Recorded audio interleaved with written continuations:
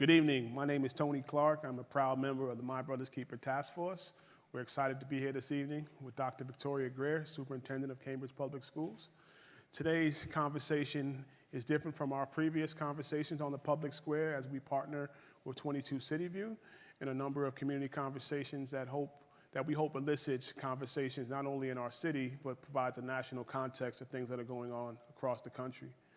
This is especially important conversation because we are here in person today, something that we haven't done. It is critically important to state that in a couple of weeks, we are asking our young people and families to place their mask on and to start a new school year. So we, as My Brother's Keeper Task Force, but also members of this particular city, believe we have to model that behavior. So today, it is our hope that we are modeling. Today's conversation is one of a series that I know that not just us, but members in this community will have. It is important to state that while we are members of My Brother's Keeper Task Force, we are members of this community. So this is a we conversation. At no particular point are these conversations elicited by anyone in our group solely. They are a byproduct of the conversations that we have had throughout this community over the last 18 months as we have struggled like the nation in confronting COVID and the myriad of things that come with it. Tonight's conversation will look at a myriad of things that not only look at our district as an entity, but our country as a whole. We want to push the proverbial status quo. We want to challenge the world. And quite frankly, we want Cambridge to be the best school district in the nation. We have the ingenuity, we have the talent, and quite frankly, I believe we have the drive. So I want to be frank. This is not a conversation to disparage our school district. This is not a conversation to say what we should and could and will do if we work together, but this is a conversation about imagining, putting our heads together, pushing ourselves, moving from good to great. I also want to acknowledge all of the staff and faculty from the district who are here. I won't state your names, and also former staff and faculty. And one thing that I want to state that is critically important to us at MBK, I see folks like Ruby Pierce in this room and others who may be watching, is that we ask questions. We are not folks who can't be learneth. And so we hope to learn from every person in this particular room and all those watching on YouTube at this moment. So I want to thank from Dr. Turk and others who are here, who represent this community, but most importantly, represent the 7,000 young people and their families in this district. So before we begin, I want to provide Dr. Greer, we're providing you with some context, and she's giving us a little bit of homework, so I'm going to put that on her. But I'm going to let her give you some insight into the sheet that you guys have in front of you. Sure. Thank you, and thank you for having me tonight. Thank you. I'm really excited about this community conversation, and I hope this is the first of many. Thank you. Also, I've been in the district now for about 60 days. It actually seems like I just started yesterday. And part of my entry into the district is for me to also do a tour of listening and learning. And I thought this would be a wonderful opportunity to get input and feedback from the community around things that we are doing well, things that we may still have challenges around, areas where we are dreaming and hoping for, and then also what are some of our expectations for the district, and what expectations are we setting in order to support our students. This information is used to inform my work and to help me lead and direct in the district, but it's also used for us to think about how we want to utilize our ESSER 3 funds. We are taking an opportunity now to also garner feedback around how we want to facilitate the disbursement of those resources, and part of that process is to engage the community. So as I'm having conversations about, through my entry, I'm also, I call it a twofer as an educator. I'm getting a twofer by also engaging you around the conversations in regards to our ESSER 3 funding and how we can best support the work that we're trying to do in the district and supporting our students to excellence. Thank you. So as you think, thank you for that, and thank you for providing us with a platform to help. One of the things when we think about this district is how can we be family? Absolutely. And how can we work together? And I think it's important to kind of get a sense of who you are. and I know you're coming back, but can you tell us a little bit about yourself and what brings you to this work? Before we even get into your mission and vision for the district, I think it's important to put down all the proverbial titles and just figure out who is Dr. Victoria Greer. Yes, absolutely. And you almost said it, who is Victoria Greer? You know, the doctor is something that I've attained and I'm very proud of, and my family is very proud of. But at the end of the day, I'm just Victoria. So who am I? I can regurgitate my resume, but that's not what I think I need to do. That's published. Right. I think it's important for people to know, number one, I'm a lifelong educator. I am entering my 23rd year in education, and I'm a country girl. I know you all may hear that little southern accent. We've been... I thought London. London? I thought London. It is definitely Southern. So, and I'm very proud of being a Tennessee, growing up in Tennessee and being born, bred, and raised. And my family and I relocated here about 8 years ago from Nashville, Tennessee. And I'm married. I have 2 wonderful sons, Walter III and James David. And my husband is Walter Jr. Walter Jr. So we're Southern, right? Okay. Junior. Junior. Okay. Right. And we relocated here from Nashville, Tennessee, for me to become the assistant superintendent here in Cambridge. And Cambridge is our home. So we've lived here for the past 8 years. We love it and enjoy it. But really who I am in my roots, a small town. I'm a small town girl, rural town called Covington, Tennessee. It's about 45 minutes outside of Memphis, Tennessee. And no, I am not from Memphis. I am from Covington, and I claim that wholeheartedly. I grew up on a farm, and I ride horses, I do. I grew up on a farm, and my parents sharecropped when I was a little girl. My parents sharecropped with my grandparents. And so I grew up watching them do that. And really interesting thing about me and my upbringing is that my parents actually were laborers. So my mother was a domestic. My father, as I said, he sharecropped, and then later on he went to work for the city in the sanitation department. And I have one sister, and my parents instilled in us to dream big, and they had very high expectations for us. And they would tell us every day, I can remember this very early on, my mother and my father both would just say, you all are gonna be someone. You're gonna grow up and you're gonna go off and you're gonna do great things. And they set their expectation for us, and they set it very high. And as we began to enter school and matriculate, they said, you know what, we may not have had an education, but you're going to get an education. You're going to graduate from high school, you're going to attend college, and you're going to go off and you're going to make an impact on this world. And so I've learned very early on that high expectations for young people is very important.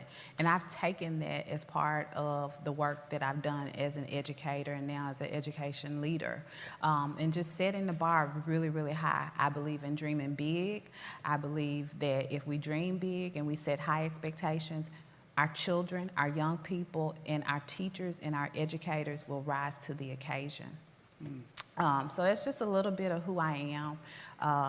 You know, I tend to say I'm multifaceted. I love to laugh. I love to have fun. Right. One thing I told my team, I was like, this work is too serious and too hard, and for us not to have fun with it. Right. I want us to enjoy what we do and enjoy it every day. And for me, making a difference in the lives of young people is huge. It's huge, and that's what really brings me joy. You know, I had teachers and mentors throughout my entire education career, and I believe my 4th grade teacher, Glenda Pryor, is the reason why I do a lot of the things the way I do them, because she modeled for me, and I wanted to be just like her. And so to have someone impact me in that way, I knew when I went into education and teaching, I wanted to be that same. I wanted to do that same exact thing. Right. So, thank you. As you talk about your mom, you talk about, you know, your former teacher, Ms. Pryor. When we think about Cambridge, we think about in terms of education. Well, we also think about what we believe to be a bevy of resources. When you talk about the fact that in terms of the budget is for fiscal year 22 to over $223 million, right? And we're talking that's $10 million up. We're also looking at the fact that we have relatively small number of pupils, about 7,000 folks. However, we have to deal with the reality we lost 400 families, during COVID. With that being said, when we think about Cambridge, when we think about all the things in which you spoke to, but also using your life experience, can you tell us your mission and vision for this district as you see it? Absolutely, absolutely.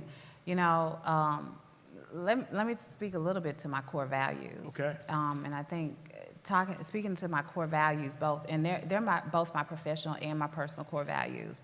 Number one, I lead out with integrity. I tell people that my integrity is not for sale. Right. There's no way that I would never sell my integrity. So that's extremely important, because I believe when you work with young people, you have to have high integrity, because we have a responsibility to them and to their futures. And another one of my core values is honesty and teamwork. And you will hear me speak of team very, very often, because the reality is it takes an entire community to do really good work for young folks.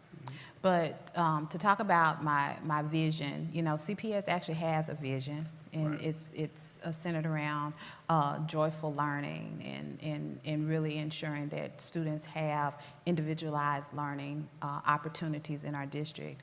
And I definitely align to that. And then I think I dive a little deeper in regards, remember I talked about dreaming big and having high expectations.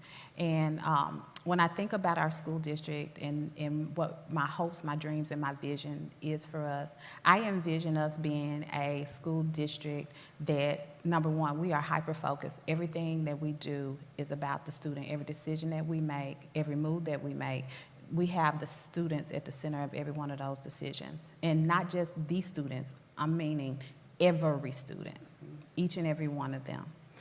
From the youngest to the 3-year-olds to those who go through the age in our transition programs to the age of 22. That is extremely important. Another one of my goals and visions centers around us being a tight-knit community where every administrator, every educator holds high expectations for each and every young person that crosses our doors and comes through our doors. That expectation is how we get the outcomes for them. You know, I talked about growing up rural poor, and the one thing is everyone who, from my parents all the way through as I matriculated through school, and I played sports, so I had several coaches. I was a 3-sport athlete, and I had 3 different sport athletes, athletic coaches, and those coaches always believed in me and set very high expectations, not necessarily around the sports, because I was just an average player. It was more so they saw my potential around leadership, and they saw my potential academically, and they continued to set high expectations. So a vision that I have is that just because kids are poor, just because children have challenges in their lives, and their families may have challenges in their lives, just because families may be transitional and homeless, and I can name all the different things that we are challenged by, and our children, our families are challenged by, that does not mean we have low expectations. The worst thing we can do for a family that is struggling, for a child that is struggling, is to have low expectations for them, because they will never attain what we need them to attain. So high expectations at the top of my list for the vision, that we won't look at a student and say they can't do a thing. Another area that I'm really passionate about is, as it relates to my vision, is that we focus intensively on quality, effective instruction for all. That we really think about how we utilize our resources to dive deeper into our instructional practices, that we are collaborative across all areas of the content in the departments, and that we really think about how our instructional practices impact the outcomes for kids, and that we're not only that we think about that, but we're willing to make those shifts based on the needs of the students. Another vision I have, and all of this kind of feeds in, at the end of the day, I'm talking about these small little incremental steps, but at the end of the day, I want the Cambridge Public Schools to be the top school district in the nation. That's what I envision. I envision that we will have a high school that is ranked in the top 10 of high schools in the state of Massachusetts. And I understand in our community, because I'm a part of this community, I live here, that oftentimes we're concerned with ranking, and that's not important, and all those different things. It is extremely important. Let me tell you why. Ranking is not about adults. Ranking is about kids. We're talking about a game changer. Colleges, look at that. Employers, look at that. You come from a top-ranked school district, a top-ranked high school, the door is open for you. Money to attend college if you so choose. Job, internships, externships, opportunities. And so it's not just about us and the number, it's more so about the opportunities that our rankings will open up for our students. Think about how many I'm sorry I'm going on, but I'm really passionate about this. But think about how many black and brown students do go to college and leave with massive student loans. And then by the time they go out into the work world, they're almost in poverty. Right. And so attaining that didn't give them economic advancement. And so this ranking makes a big difference for our students and their families. So to follow up, I agree, and we're here to support you in that. When thinking about all the pieces that you mentioned, how do you create alignment between administration, principals, faculty, staff, paraprofessionals, the custodian, to get to that place that you want to be? Where's that alignment at? Absolutely, absolutely. That's a great question. It starts with having a vision, communicating that vision, working closely with my team from the cabinet down. The cabinet, this is the expectation that I have, is that I cast a vision. The cabinet members who have responsibilities for supervising principals, they take that into the work that they do with principals. But we had a wonderful 3-day retreat. I'm not a hands-off leader, I'm a hands-on leader. So what will happen is people will hear that what I expect and what the vision is all the way down at the ground level. And not only that, the way we begin to align this work is we wrap ourselves around the goals and the focus. We think about how alignment is not every school doing the same exact thing. Alignment is around having similar practices across every school, which that's a challenge that we have right now. And it's important that we do that. And so it's really about having really thoughtful communication, taking opportunities to sit with educators so they really understand. It's around having clear teams at schools where we're talking about and having conversations about student outcomes, how are we going to support students, what types of supports are we going to put in place for students. It's doing that in the same, across the schools in every way. And part of the vision and part of the conversations that I've been having with Dr. Turk, who leads our teaching and learning team, she's my right hand, just so you all know, and she leads the teaching and learning team. And the conversations that we've been having is about us doing co-walkthroughs together, where we're going in and we're sitting with our principals and we're sitting and having conversations with our teachers. We're sitting and having conversations with our support staff. We're sitting and having conversations about students. And we're there to support. We're not necessarily there to tell people what to do. We're there to be thought partners with them. And that's how you get that alignment. You can't be away from the work. I share with my staff or my administrative staff earlier this week that you're going to see me a lot. You're going to see Dr. Turk a lot. You're going to see many of us a lot, especially now we can be back in buildings. And what you're going to see us do is come down and have conversations with you. I cannot make good, thoughtful recommendations and decisions about our work if I'm not close to the work. And so that's how you begin to get that alignment across the different schools. So speaking of that, in terms of you took on this role 7/1, 2021. I did. That's maybe a lottery number I may play a little later. You should. 7/1, 2/1. With that being said, in terms of, what are you started to speak to it, and I appreciate it in terms of the walkthroughs and other things and what you've been doing. What has the first 60 days been like? Yeah. And what do you foresee maybe the next, right before we start school? What's that? Can you talk to us about what those first 60 days have looked like for you? Sure. I've hit the pavement. Yes, I hit the pavement really quickly. And many of you should have I hope, have received our my entry plan and the outline entry process that I have in place. And what I've been doing, I've been having one-on-one conversations. I've sat with each and every school committee member and have had conversations discussing the district. I've sat one-on-one with almost all of my principals, I think outside of 4. And so we have those coming. I've been having conversations with the city manager and various city partners to really understand how we can align our work across the school department in the city, because we do share children across programs. I've been reviewing data and documents. We've had a retreat with the executive leadership team. We had a 2-day retreat last week where we began to think about how we best work in a really thoughtful and cohesive manner in order to be the best leaders that we can for our schools and for our staff. We just, this past Tuesday, Wednesday, and today, we've been in a retreat with our school and district administrators and leaders, and we've been rolling out professional development and screeners for reading, math, and also for social emotional health. And so we've been really thoughtful about the time we've been spending together, and it's really all about us preparing for the opening of schools.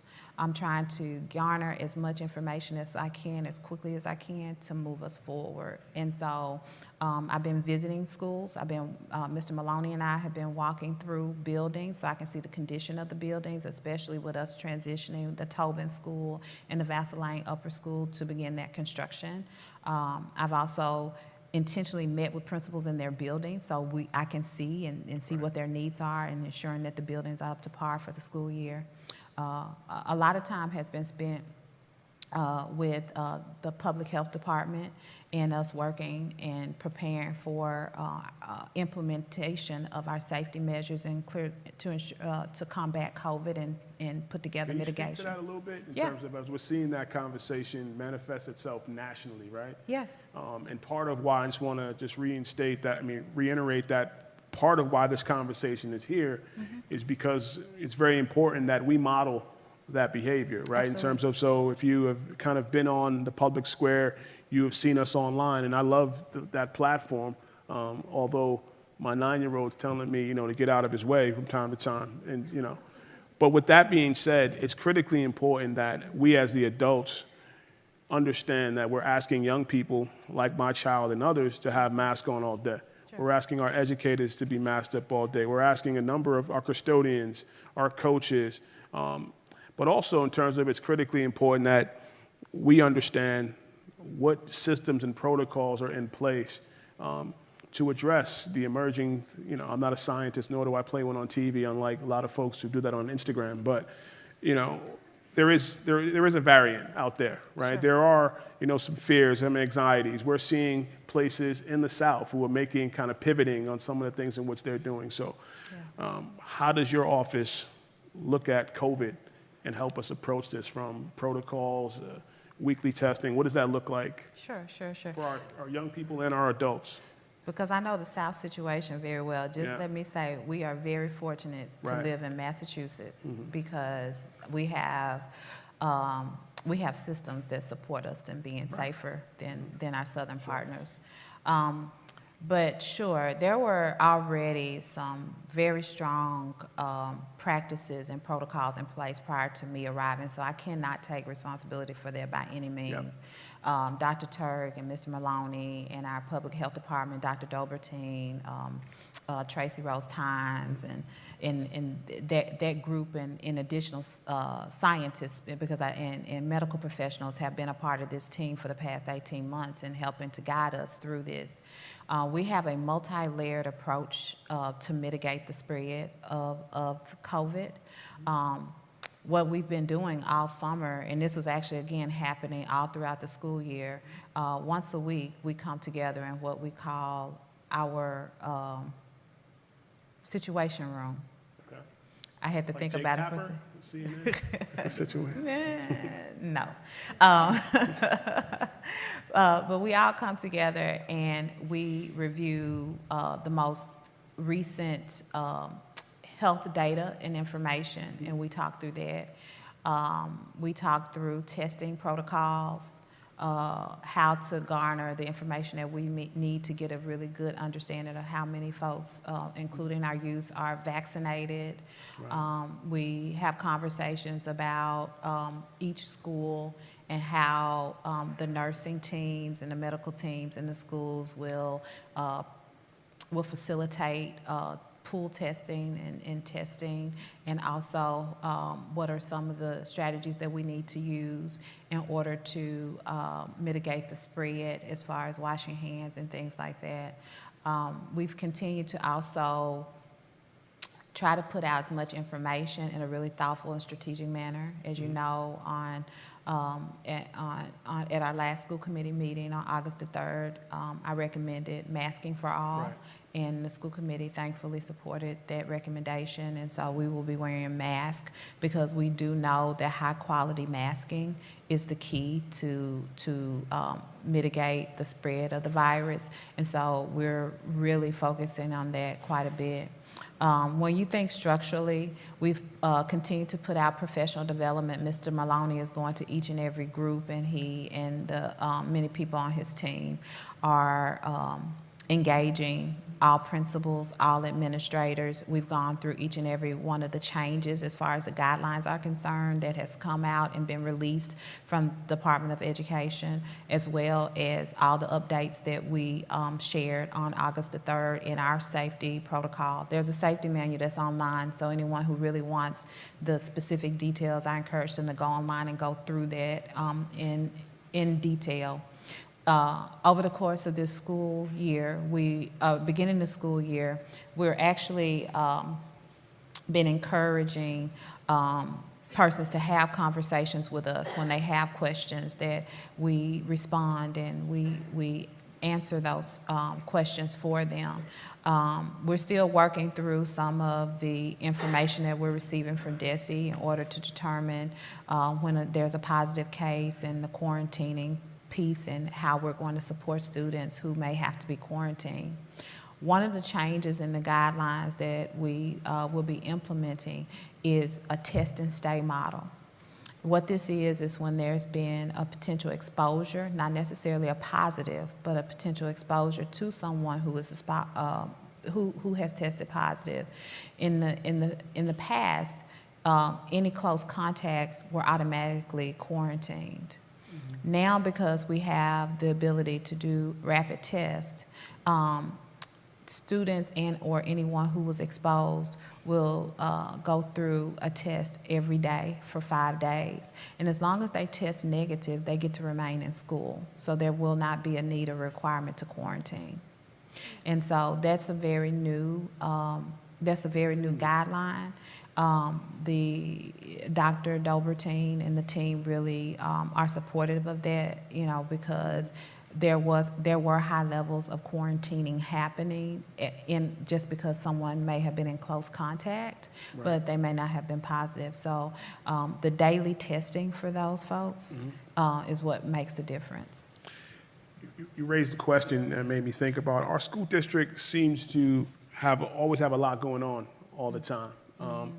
And it often seems that learning looks different in every school. Can you share your thoughts about this and what you have determined the focus of the district will be this year, particularly when you talk about COVID and coming off the pandemic as a result of the school closures and, in some ways, inconsistency? Yeah. Yes. Yes, we are a very busy school district. And in our, we are very big. I call us a complicated organism, but a beautiful organism, because we have many different moving pieces and moving parts. And so I think one of the things is and it's not just about this year. I think something that we have had a lot of discussion around is how do we have a very thoughtful, intense, hyper-focus around the most critical and most important areas, and how do we phase implementation of various initiatives and instead of doing mass numbers of initiatives all at one time. And also, how do we align the initiatives? You know, if we really have a really good, thoughtful district plan and district approach, our initiatives are interconnected, which means that one initiative will support the outcomes that we're trying to get to with students. We may be doing different things, but each one of them supports the outcomes of the other. And so when I think about this school year, I've committed us to focus this year on implementing high-yield instructional strategies. And that means the teaching strategies that are going to be used in the classroom. Our instructional coaches and our staff have already been working on that for quite a bit of time, but this is the year that we're really focusing intensely on that, especially since there has been so much loss of school and seat time in front of a teacher. It's important that we do that. Also, we're trying to optimize our use of various types of data sets. Because we also need to know where students are. Right. What skills have they attained? Where do they have they lost skills and things such as that manner. So this school year, as I mentioned earlier, we are implementing what we call data screeners for reading, math, and also for social emotional learning. Screeners are quick. They're not long assessments. They're not long tests. They're a quick snapshot of what has been taught over a certain period of time. And over that period of time, we want to know how students are doing. Once teachers get that data back, they sit with their teams and they look at what skills may still be lacking, and they analyze that and determine if they need to reteach. They determine if the student is a student that may need some other type of intervention or support. And so we will be implementing comprehensive data teams across every school, from the elementaries, upper schools, as well as the high school. In those data teams, we're also, like I said, we're bringing on the screeners across those 3 areas. Another area of focus for us is that we also are focusing our efforts in the area of equity, inclusion, and belonging. We have a brand new office that we call the Office of OEIB, and Mr. Fernandez and his team, they're here tonight. They have been working very hard over the course of this whole summer, preparing to facilitate the work and moving that forward in the district. You know, it's really important that we understand, and Mr. Fernandez and our team have had a lot of conversations around this, is that we do not look at the work of equity as an isolated activity. The work of equity is a through line through everything that we do. And so part of their work and what they've been preparing is professional development, ensuring that our staff are equipped with what they need in order to address these issues, but also that we are embedding and utilizing equity audits at the school level, at each school level, and also, which would look more like a self-assessment, but then also that we could do comprehensive equity audits across the district and also across departments. And when you think about the work that we want to do in leveraging that department, I think I may be getting to some of our other conversation, yes. But in leveraging that department, I think what we have to remember is that their team is really thoughtful. The team is working to make sure that we're in line and not necessarily trying to do a different activity outside of the actual teaching and learning process. The work of equity in what we do is around ensuring that our curriculum is responsive to the needs of students, that our instructional practices are responsive to the needs of students, and that also that we create a community of care and belonging within each and every school community for all of our students and their families. Yeah, it's actually a question I was going to ask you, particularly around, but I guess I'll still ask it around the equity. You know, you talked about new initiatives, and obviously that's a new initiative, a new office. I don't want to call it initiative. I think sometimes we call things initiatives and programs. Right. With all due respect, in this city, they die. Yeah. And we don't want something to die. So speaking to that, to kind of just staying there around the Diversity and Equity Office, and if I've named it incorrectly, please blame it on my head, not my heart. Sure. But I want to ask the question in terms of how are you helping to assess that at each school, that the work in which you speak to, obviously it will look different at each school because every leader, it's not the same. Everyone doesn't have the same particular vision, but how do you kind of assess it at each school to make sure that the strands of that work is really being highlighted and supported? Absolutely, absolutely. I will tell you that comes down to the work they've been doing around setting goals. So they have submitted their draft goals to me. We've reviewed them. They're already working on that. In those goals, we're also looking at what the measures are. How are we going to measure that we're meeting these goals? And then what matrices are we going to use in order to facilitate that? And that's the way you ensure, because each school is going to be required to meet those goals that we have. Each school is going to be, and we will be looking at outcome measures. It'll be varied ways that we'll measure that. There's survey data, there's school culture data. Even in those equity analysis, we get a baseline, and then you go back and you do a temperature check. And that will tell you if there's shifts and changes that are happening around the areas of equity, inclusion, and belonging. As you were talking about that, I think, and as I look out in the audience, I think about some folks. And I want to really kind of pivot a little bit to, COVID-19, the racial unrest, not just George Floyd, but Breonna Taylor and a myriad of other things, has told us what we already knew, particularly, and I'll look over here, that there is a need to be more intentional about trauma-informed schools. Sure. So how are you doing that? How do you see that work being done in this particular district more intentional, considering that obviously these are things that we knew, but we also have had a clear backdrop for the last 18 months to help us see some of the issues that are there that Sure. are causing some of these mitigating and oftentimes intergenerational traumas. Sure, absolutely. The district has had initiatives around social emotional learning for quite some time, and I think there's a couple of things that I would like to clarify. Is that social emotional learning is something that is truly the heart and the breadth and the work of the district, and then there are also areas where we need to help students and support them when they have mental health needs, because the two are not the same. Social emotional learning, if we build strong skills around that actually helps to mitigate challenges that persons may have with mental health issues. The reality is that any one of us can have challenges around mental health at any point in time. For example, you have a death in the family. You may suffer from depression or anxiety for a period of time. The hope is that you've built strong enough skills in your social emotional area to have some coping skills to get through that time period and not get stuck in that challenge or that area of depression or that area of anxiety. I say that to say that the core of what we do is in our social emotional approaches.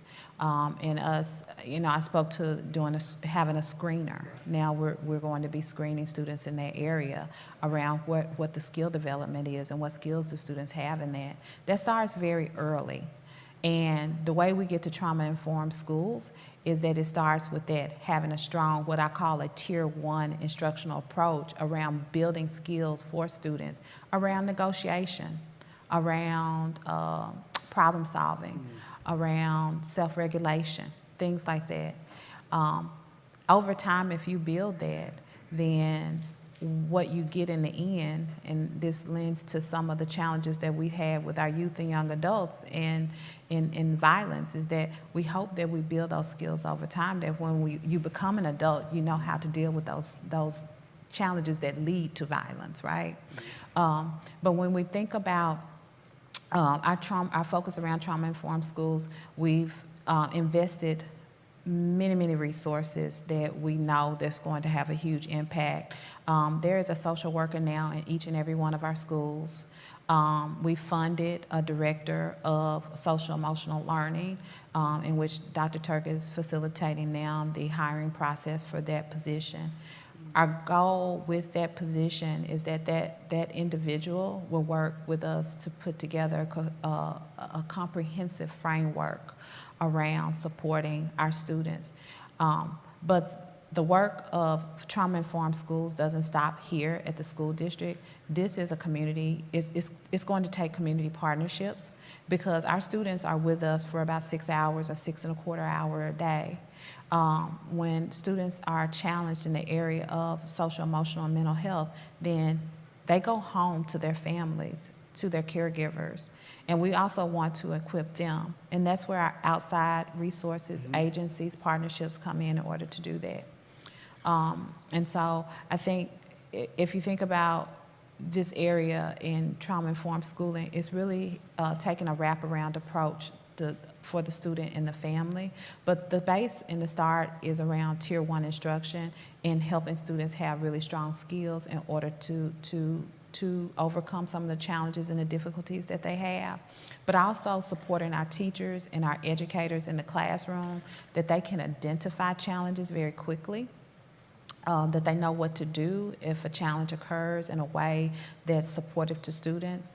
But also, we do have the therapeutic staff within our school buildings. Like I said, each building has a social worker, each building has a school psychologist. So we have significant resources. We're leveraging our health teachers. We've increased the number of health teachers in our elementary schools. They're going to help facilitate those lessons that will be happening in the classrooms, so that so those students and those teachers are supported, and we're ensuring that we're teaching skills and we're supporting students in the manner that they need. You mentioned something, a challenge, and one challenge that we're having here in the city is that we're dealing with a great deal of violence, you know, particularly, not particularly anything, but either shootings or other forms of violence. I'm certain there's some online violence. Obviously, you know, it's the penchant of many to put that ownership on the schools and the police department, but can you talk about maybe an interagency strategy or how, you know, you can support that work? Because these young people who are dealing with these issues, both as victims and in some cases on the other side, are our kids. They're all our kids. Sure, sure. And I think you said it best. It definitely is an interagency approach. You know, each one of us have each department in each area has a specific responsibility.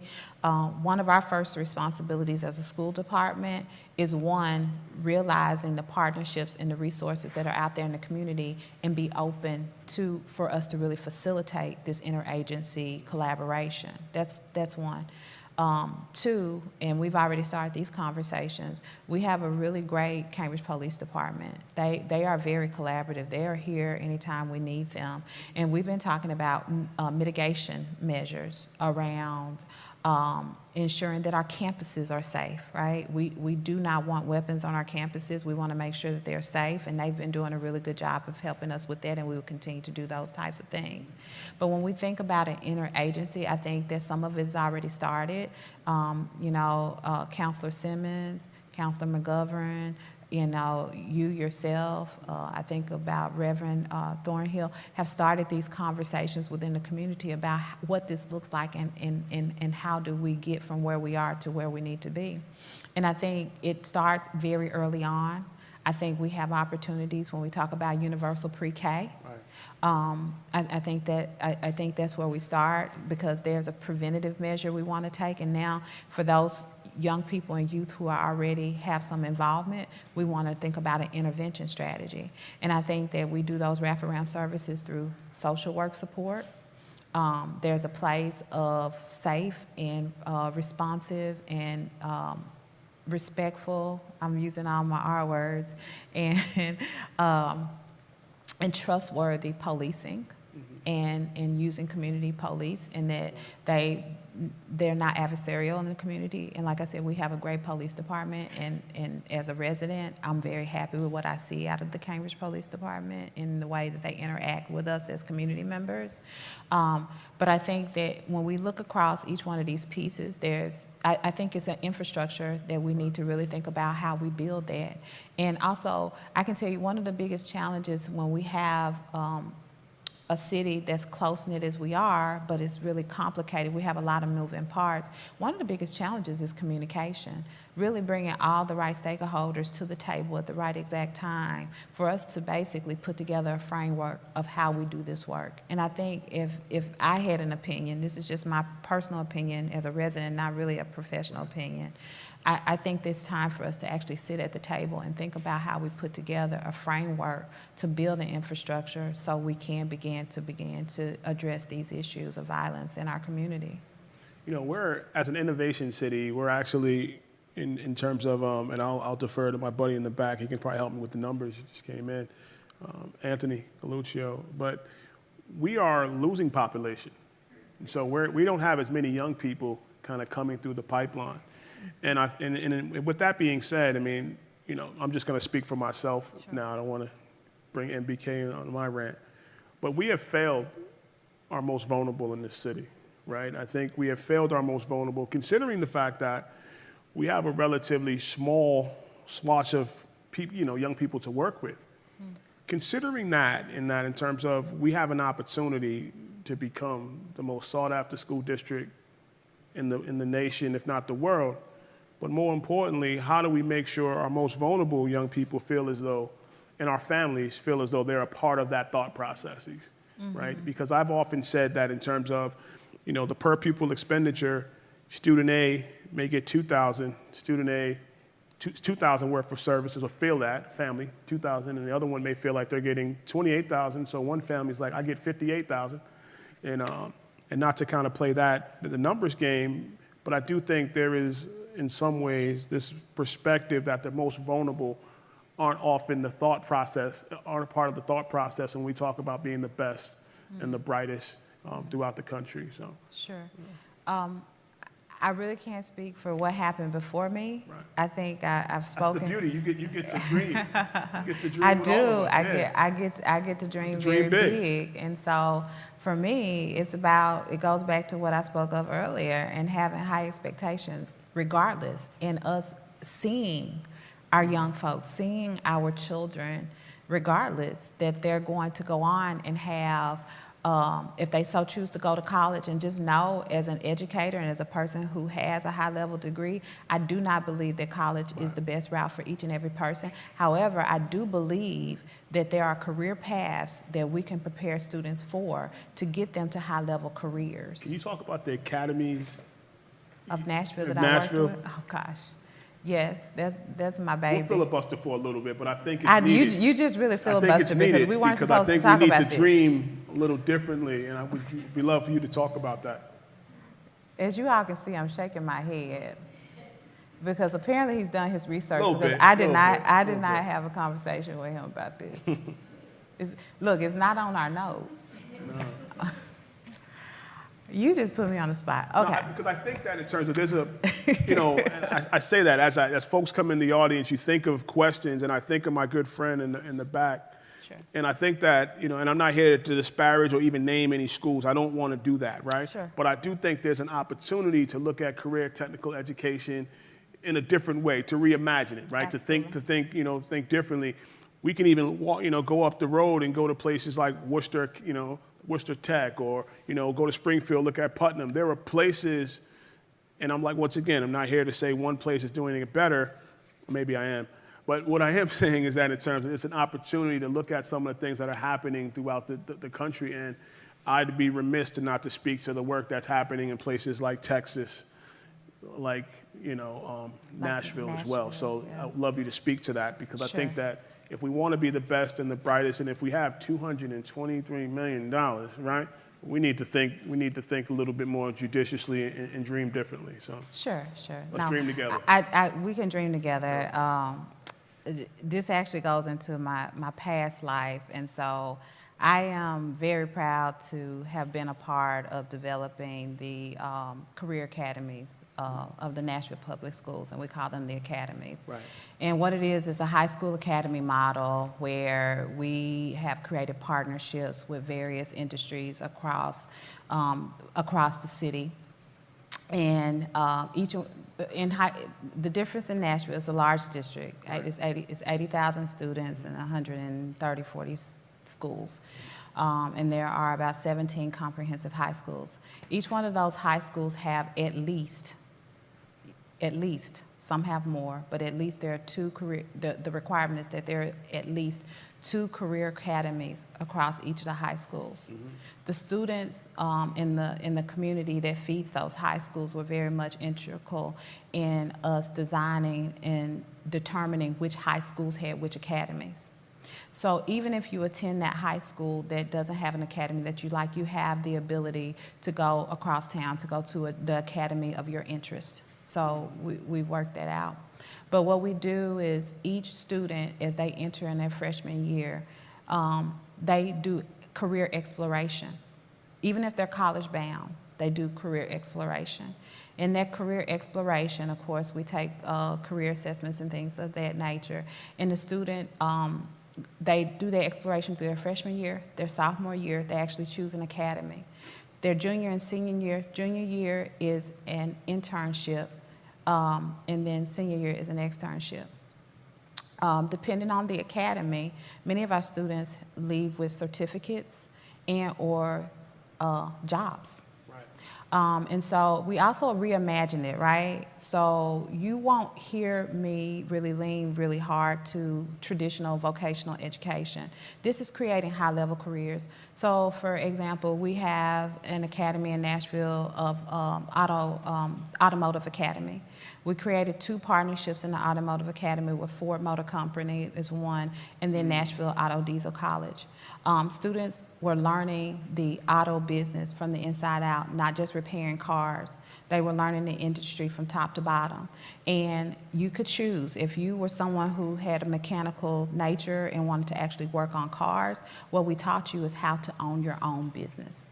So you also had business development and business management in that, because what we wanted is not just you to be a mechanic, we wanted you to be the owner of the repair shop. And so that was the concept across, again, we had partnerships with Vanderbilt Hospital, various partnerships across all of the academies. And so when I think about that, I dream big, because we have a jewel in our career in RISTA. And Dr. Hernandez has done a really great job developing it and bringing it to where it is now. And he and I had a lovely conversation about a couple of weeks ago. And they're right now in the process of doing a self-evaluation of the competencies and the quality and the work that we've been doing in RISTA. But we're at a good place with that evaluation. We'll be able to really think about where we want to go next with our career and technical school and our technical program that's at the high school.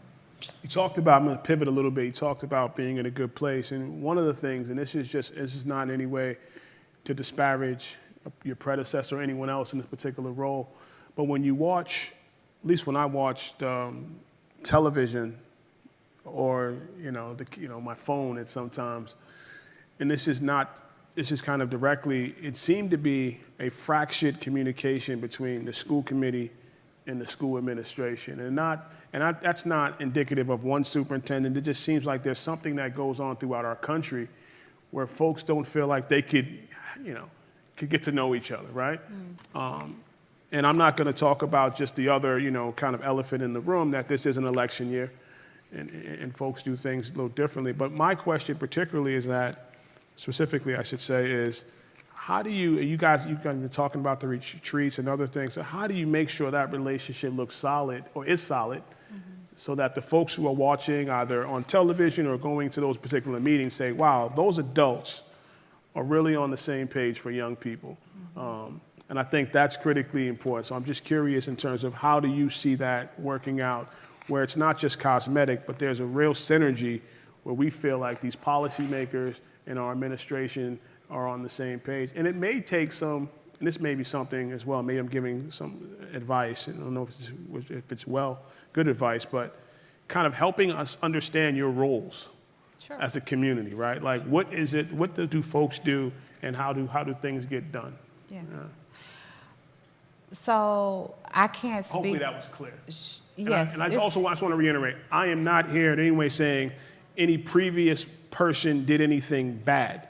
I am saying that in terms of when you watch the television, you feel as though there's a disconnect.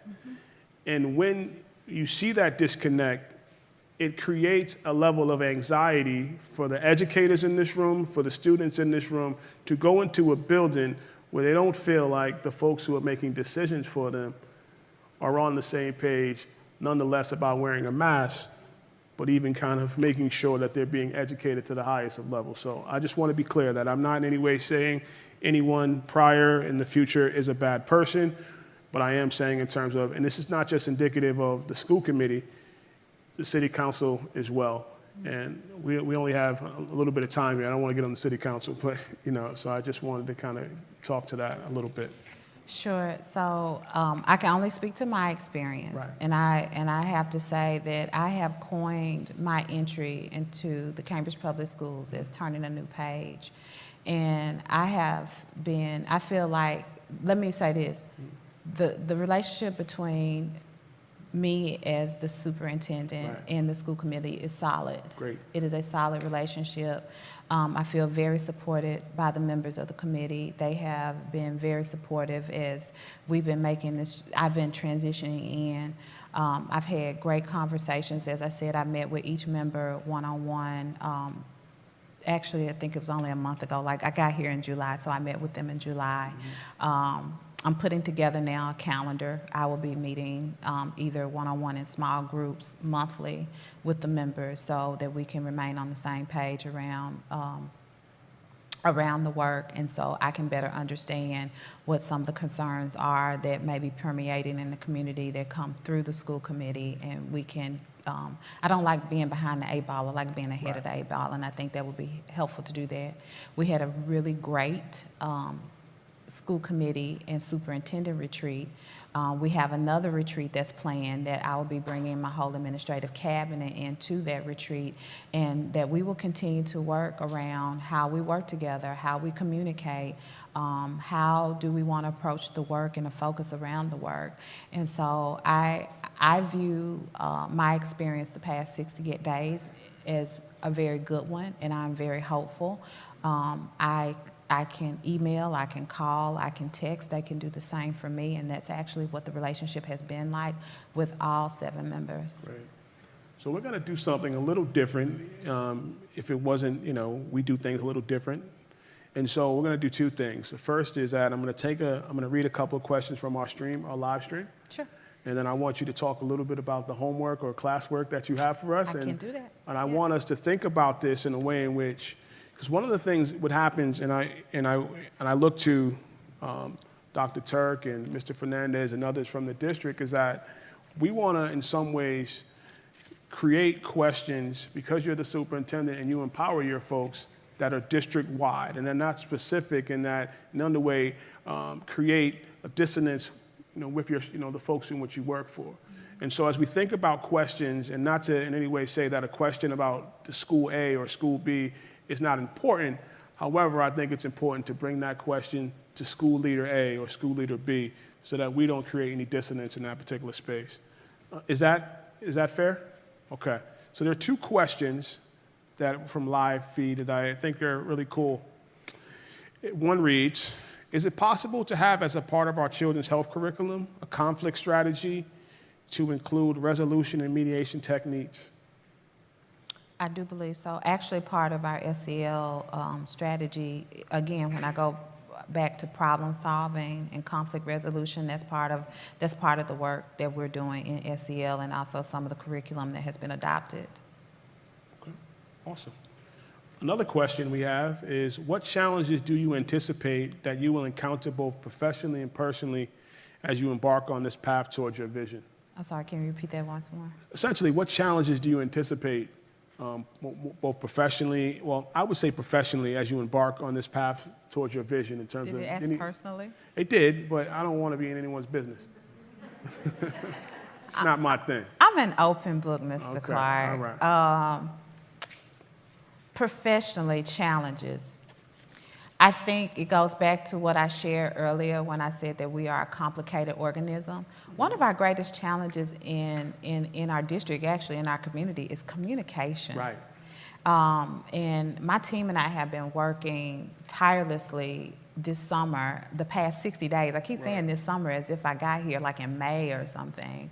But we've been working tirelessly the past 60 days to be very intentional about the way in which we communicate and ensuring that the work that Ms. Harris is doing with our parents and our families, that it's accessible information, that it's meaningful and it's purposeful information, and that it's thoughtful.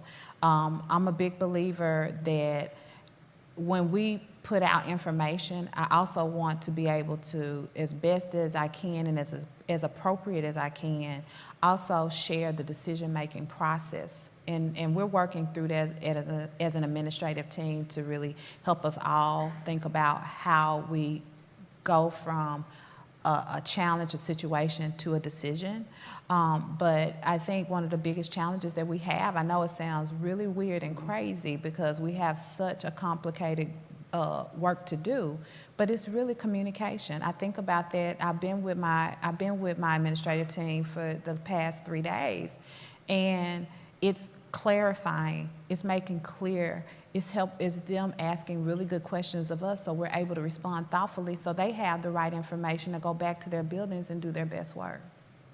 You know, you mentioned some, and, you know, one thing, you know, I think Cambridge does a good job, but sometimes not so well, and it kind of becomes this nauseum, is that everyone is an educator in the city. Like, everyone loves kids, and everyone's an educator. And I'm not here, maybe I try to fancy as one as well from time to time. And with that being said, all of these folks are going to be kind of tugging at you. Sure. I have this idea, I have that idea, I think we could do this differently. You know, how do you kind of navigate that, considering that there are going to be folks who are coming with a number of ideas to, you know, with all good intentions, right? I think everyone comes in with the best of intentions, sure. right? And so one of the things in which we do as an organization, and you know, we utilize our institutional resources. We utilize, you know, our Ruby Pierce and Kathy Reddick and a number of other folks to say, look, I don't know that, this person does, right? Absolutely. But like, how do you do that? Like, sure. how's that work for you? Sure, absolutely. I mean, you make a very good point. I think while I talk about the process that I take to enter the district, having focus groups and keeping those lines of communication open so we can garner input. I really do believe that people need to be heard, but it goes back to what I said about decision-making and our decision-making process.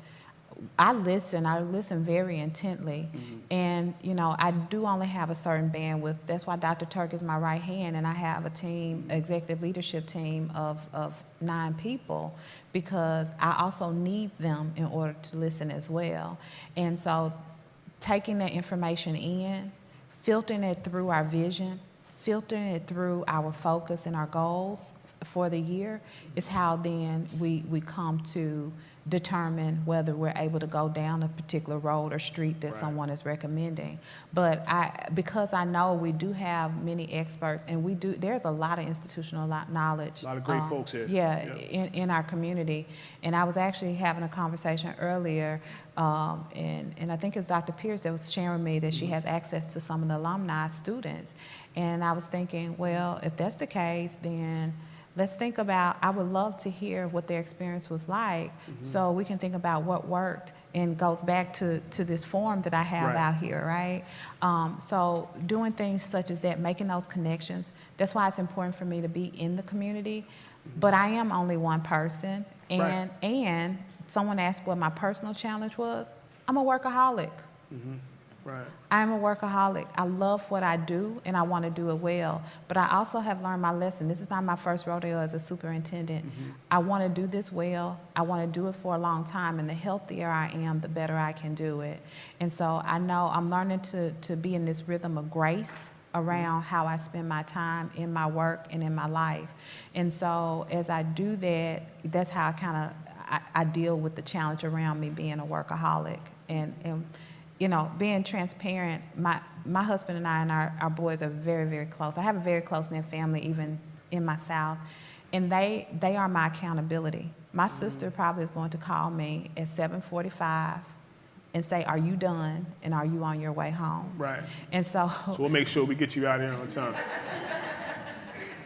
I promise I don't want you, no calls from London. she's watching, so she's definitely she's going to do that. So that's how I'm able to do that.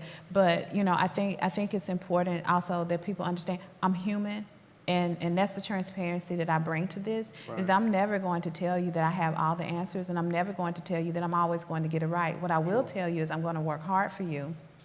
I'm going to listen, and when we make mistakes, I'll own up to them, but we're also going to recharge the course to get back on the right track.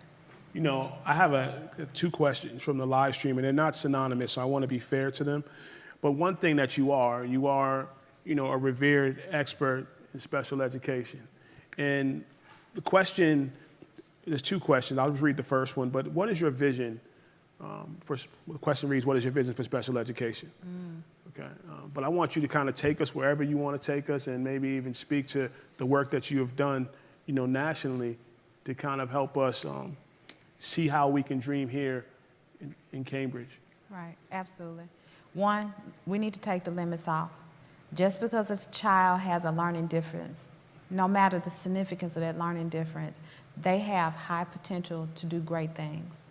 And so it starts with that.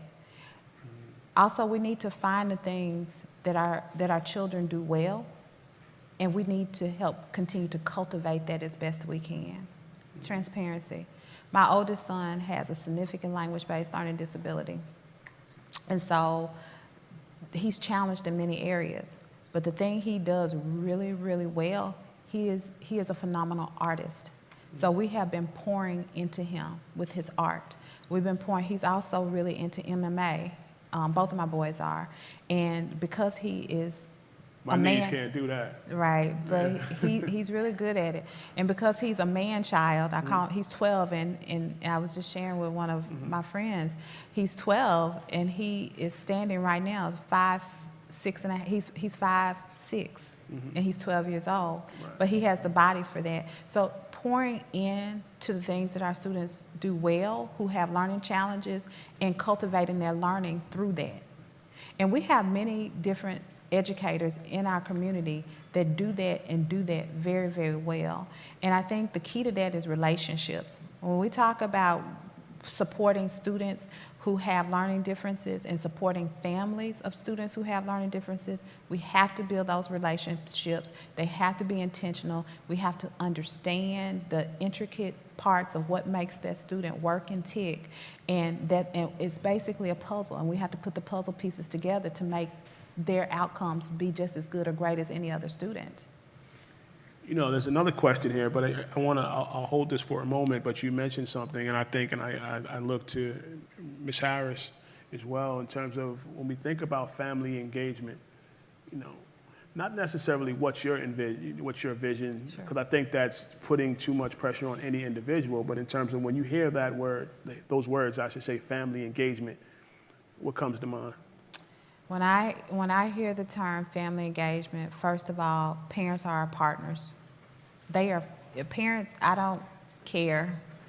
They are our children's first teachers, and we need to value that, and we need to listen to that. And so that's actually what comes when we talk about that. That's the first thing that comes to mind, and then allowing and creating the structures and the space for them to join in the work with us. Instead of us doing something for and to families, I want families to join in the work with us. And so that's what family engagement means. I know Ms. Harris has a very more structured response, but you asked me, what does it mean to me? And that's what it means to me. Right, and so one of the things in which, I don't want to say all families feel like they've been engaged and some families don't, but before conducting this conversation, we heard from a number of families who wanted me to ask you the question around what is your vision for bilingual education? And in many of the emails in which we read, you know, it was very clear that some of these families felt that, and I want to be clear, it was kind of two delineations of emails. Some families who have kind of coming to the district after being in another district and feeling as though, you know what, I felt kind of out, you know, I felt like I was a proverbial outcast in District A, and then I came here, and then there was some really great things happening, and then COVID hit, and things didn't kind of manifest the way in which I thought they, you know, thought they should have. But in terms of one of the questions that was asked over and over, at least in our email, was, what is your vision for bilingual education? Right. I'm going to clarify because people use the term bilingual education interchangeably when we have students who are English learners. Right. Are we speaking of students who are English learners, or are we speaking of our dual language programs? Well, one was about a dual language program. I mean, obviously it had specifically to a particular school, which we're not going to do here. Sure. But the number of the questions were around in terms of bilingual education specifically. And there Right. was one question around the school, but I don't remember the question, and I'm not going to paraphrase it and in turn maybe disparage, you know, what the person said. So. Sure. Let me first start off by saying that goes back to what I shared in communication. We realize that we have many bilingual and multilingual families and students. And so that's why we're very intentional and have gotten very intentional. And even now, Ms. Harris has been doing work with the Family Policy Council around language justice. So we can make sure not only as a school department, but as an entire city and community, that we're really being thoughtful in how we communicate with our families who are bilingual and multilingual, and also many of our families who are new even to the country and coming here, and they still have not, their first language is not English. And so we're being really intentional about the way we communicate with that. For me, I don't view bilingual education any differently in my passion than I do in my passion for student with learning differences. It goes back to what I just said, high expectations, understanding that there is much value in being bilingual and multilingual. We can learn culturally as a nation from our international brothers and sisters, and I think we need to take on what we really believe in here in Cambridge, that we value each and every person that comes here. And my vision for bilingual education is my vision for each and every student that enters the doors of the Cambridge Public Schools, that they will go out into this world and be great and do great things, and that we will build relationships with them and their families and caregivers, and we will set them on a path to success. So considering that the start of the school year is around the corner, and you know, obviously, you have a lot on your plate, as does your team, before these doors open. Sure. But one of the things in which we want you to do is have a little bit of fun, right? Yeah.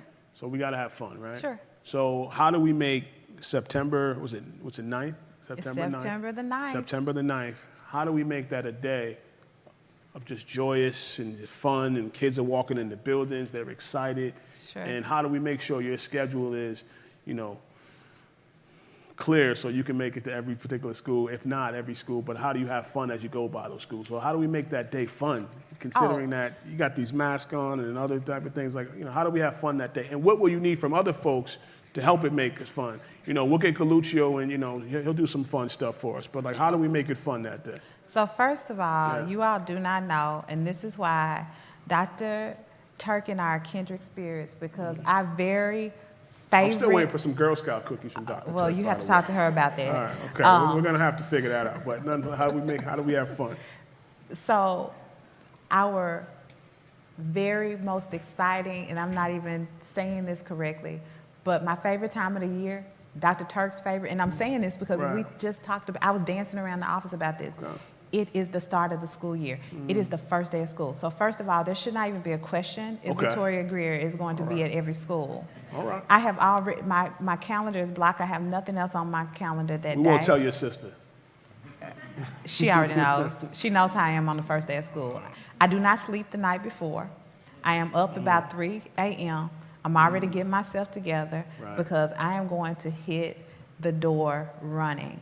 And the first thing that I do is I have mapped it out. I've already mapped it out. Got My assistant and I have already mapped the day out so I can get to the closest school from my house and go from there.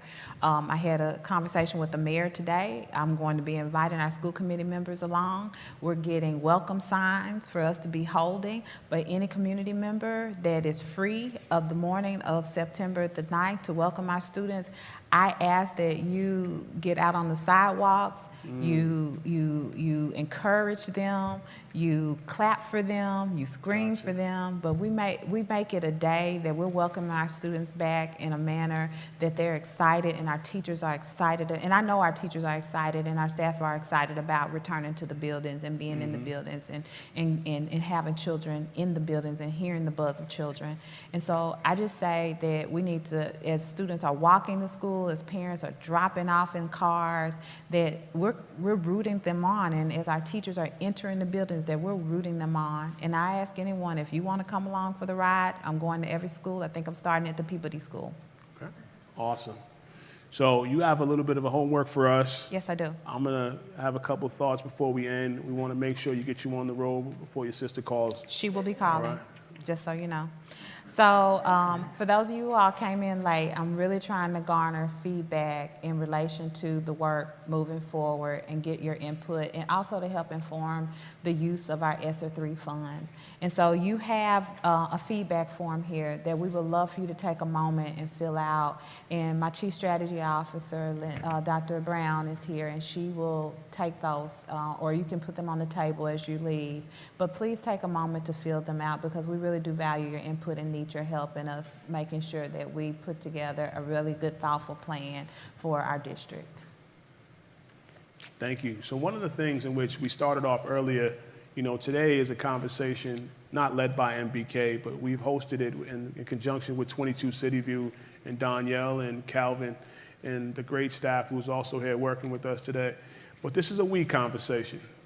Cambridge is a smorgasbord of a lot of ideas. We're here because of the audacity of the Cambridge Community Foundation and their report and looking at some of these things. We're here because of the grit and a lot of the great work that Anthony Galluccio does on behalf of young people. We're here because of, you know, the leadership that Ruby Pierce and others have shown us. You know, we're here when we look at the work that Susan Richards has done throughout the course of the years. And also we're here for folks like, you know, Mayor Ken Reeves and the work in which he's looked at around achievement and making sure that we push the proverbial levers for all our young people. So we are a smorgasbord of we, and although this particular conversation is being co-sponsored with 22 City View, the Cambridge Public Schools, and a number of other folks, I want to just be clear is that we're not an individual organization that looks at a silo. We know that this particular community is better as a fist, and we're a Voltron. So there are a number of organizations in this room that are doing great work. I think we need to celebrate them. I know that this weekend, I think Friday, is a back-to-school drive, the Friday Night Hype. The Cambridge community, Cambridge Families of Color is doing some really great work. And if I missed you, blame it on my head, not my heart. I just want to thank everyone for coming out tonight. This is extraordinary. And I want to just thank you for allowing us to have this particular conversation, considering the fact that I want to go back to our initial reasons for having this. We're asking young people to be excited and to walk into school buildings and be masked up every day. So we have to be brave enough to put ourselves in rooms to have these conversations as well. So I want to thank you. I want to thank your team. And I want to just say that before I close out, is that, you know, any way I can help on the 9th, I'm not going to multiple schools, you know. I got to make sure I drop mine off so I don't have no problems. But I just also want to acknowledge the fact that in terms of any way that, you know, we can help, if there's something on that particular list, maybe it's a place where, you know, we can have our folks, Frank Barnes and others at a particular school. I will say before we close out, we always close our meetings with the ancestral prayer. My friend, my mentor, and MBK co-founder Frank Barnes will be closing us out. May we always remember those who have gone before us. May we be inspired by their vision and valor. May their lives continue to remind us that service is more important than success, that people are more important than possessions. Principle is more important than power. May whatever we do be molded and shaped by honesty, excellence, and commitment. May our children and children's children carry forth with pride the nobility of history that are represented here, the various traditions in the room, the creator of all of us, by whatever name we may refer to the creator. We dedicate our lives to create our world better and more beautiful. So I say good night. Thank you for attending, and Ashe.